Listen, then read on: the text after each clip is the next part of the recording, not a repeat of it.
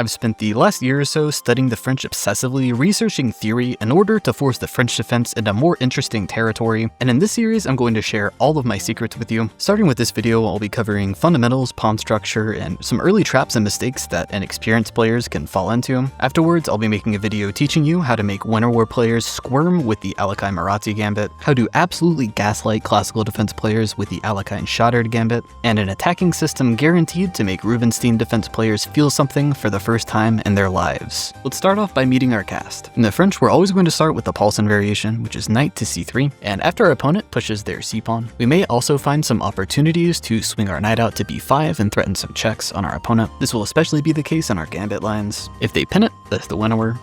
If they capture, that's the Rubinstein, and if they play knight f6, that's the classical. Again, there will be complete videos on each. Our dark bishop usually is going to want to pin the knight on f6, but more importantly, our opponent's dark bishop is going to be by far their best minor piece. After all, the French defense is a light pawn strategy, definitely worth keeping in mind. And by that logic too, should they ever pin you, you shouldn't be too worried about them capturing. After all, they're trading off their best minor piece. Our queen's going to be mostly quiet in the opening, but it will definitely wake up when we reach our gambit lines, usually wanting to come to d3 in the style of a Paulsen attack, or g4, targeting this pawn. Our king can really castle either way, or not at all. It really depends on the position. Our light bishop is by far our best minor piece. This is absolutely worth remembering. A major plan, a major goal in the French is trading off their bad bishop for our good bishop. So with that in mind, we obviously don't want to trade off our light bishop needlessly, especially not for theirs. Our light bishop will usually want to be on the d3 square, where it can eventually target our opponent's kingside castled king. The French defense is an opening where you'll occasionally see a Greek gift sacrifice working, but much more rarely than a system like the London. Moving on to our knight on g1. So this knight really wants to be on f3, but more importantly, it wants to be behind f4. This will usually come up in cases after you push e5. You can play f4,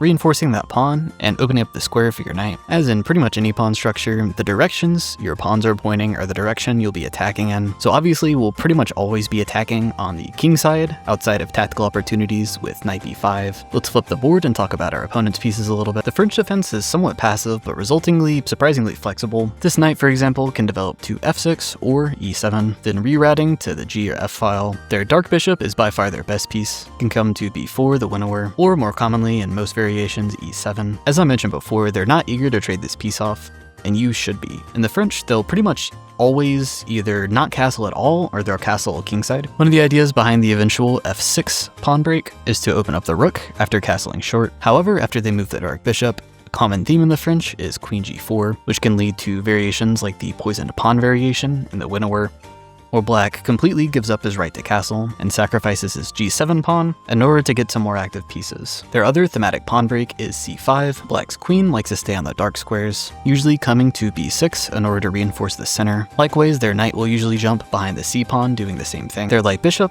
once again, is by far their worst piece. I'm sure everyone's heard of the French bishop. It can really only come to d7, but sometimes you will see niche lines where they develop it to a6 attempting to trade, but that's very rare. Usually this bishop's going to come to d7. Go a few moves into the burn variation. That way we can talk a little bit more about some resulting pawn structures. These aren't moves I'll be recommending, it's just an example. So as I previously mentioned, their two pawn breaks are going to be f6 and c5. If they play f6, they're going to end up with this sort of a nasty weakness here. The f6 pawn break though also does a couple more things for our opponent. This gives the French defense player an opportunity to have a knight on the f6 square, which is something you usually don't get in the base French defense structure. Also, as I mentioned earlier, it's going to open up the rook if they ever castle kingside. It's going to make our pawn structure much weaker, and it also opens up a plan for our opponent to improve their light bishop, where they play bishop d7, bishop e8, and then swing the bishop to h5. Obviously, we don't want them to do this, and you may be thinking that seems like it takes a lot of time, and you'd be correct. Time, in fact, is almost always going to be to the advantage of the French defense player. They want to slowly improve their pieces, they want to close down the position, they want to play c5, and they want to get a passed pawn, which means in the French defense, as white, attacking the king side as quickly as possible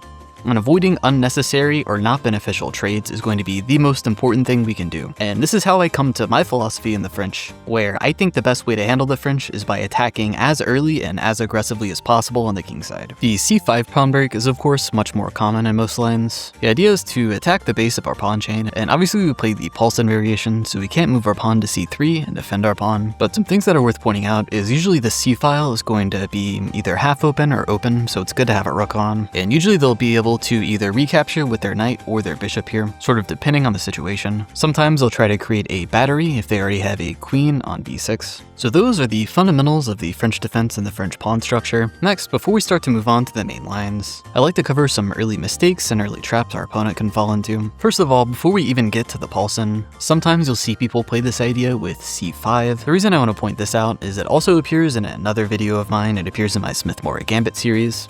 And if you've seen that, you'll know that after knight f3, we can in fact transpose into the Smith-Morra. Or, if you're familiar with the Benoni, we also have the option to push d5 here. The next important line that covers in the Paulson variation, our opponent immediately strikes out with c5, temporarily blacking out and not realizing we didn't play the advance. This particular line is known as the Marshall Gambit, but don't be thrown off by the fact that it has a name. It isn't accurate. Ironically, similarly to the Marshall defense in the Queen's Gambit. So the top engine move here is bishop e5 check, but if you're paying attention 2 or 3 minutes ago, you would know we really don't want to trade this piece off, and developing up to b5 feels like we're probably going to end up trading that piece off. Instead, much better is to just capture in the center and to play for a concrete material lead. Pretty much everyone will capture back, will capture their c-pawn, and most people just give up a pawn here by capturing and then letting us capture the additional pawn with our queen. But that seems very silly to me. More logical to me is d4, trying to keep the position alive, and it's here that we're going to start delivering checks. The check we really want to deliver is queen e2, but we also don't want to block this bishop in, so we'll start with a bishop check. First of all, if they block, they're losing after we capture with queen, so most people will find knight c6.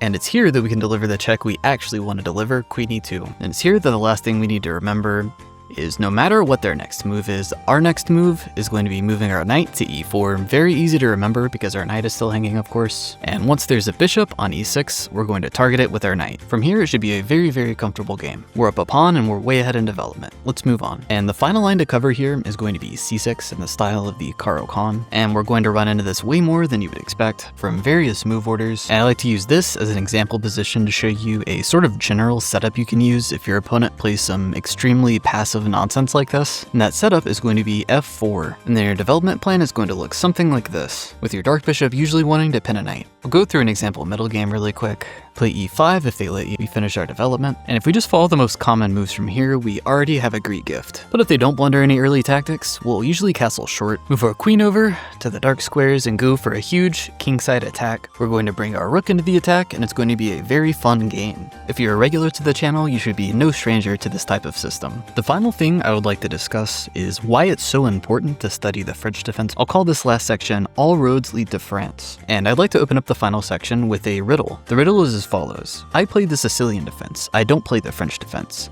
But about 2 or 3 days ago, I had an advanced French. How did this happen? And the answer, obviously, is it transposed. I'll show you how the game went. It started e4, I played the Sicilian. They started e4, I played the Sicilian. They played the open, I played e6. They played the delayed Alapin. I struck in the center with d5. They pushed their pawn to e5, knight to c6, d4. And when you look at that, we're in an advanced French. There are, in fact, a ton of openings that transpose back and forth with the French, such as the nature of very passive openings like the French and the Caro. I can guarantee you that some members of my audience have been in a French defense without realizing it, on either side or both sides. And if you're not impressed, to really bring the point home, I like to share my French maxing repertoire I wrote over the summer. The French maxing repertoire has the stated goal of getting as many French games as possible and transposing into the French. By playing the French defense as black and the Horowitz defense against d4, a combined 71% of our games as black will transpose into a French defense, and as white, the most consistent way to get a French isn't actually to play e4, but is to play d4. And then afterwards, we play for the Richter-Veresov attack, which very, very frequently will transpose into the Bern French. In fact, if we use the correct move order, we'll find that just about 30% of games in the Richter-Veresov transpose into a French defense. This means that if we really hate ourselves, a combined